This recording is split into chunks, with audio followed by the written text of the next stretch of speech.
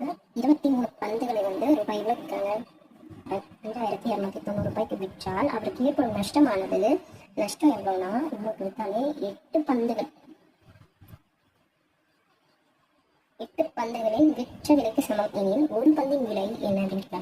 ஒரு பந்தின் விலை எப்படி கண்டுபிடிக்கணும்னா, இப்போ வந்து இவ்வளோ ரூபாய்க்கு 23 பந்து கண்டுபிடிக்காங்க. அப்போ 5290 டிவைட் பை 23 கண்டுபிடிங்க சார். 23 இன்ட்டு 2 சார் வந்து 46 52 46 வச்சோம்.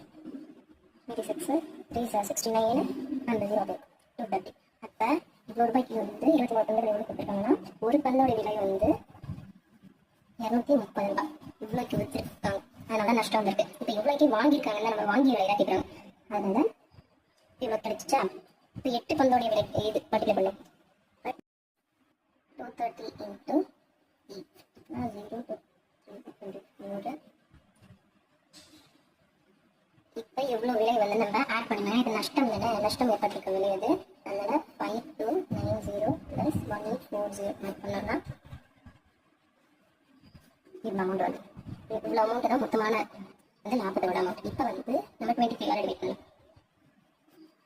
23 டிவைட் பண்ணோம்னா எவ்வளோ விலை நம்ம கிடைச்சோம். 23 1 சார் 23 3 69 2 0. அப்போ நமக்கு வாங்கிய விலை என்னன்னா, வாங்கிய விலை 310 ரூபாய்.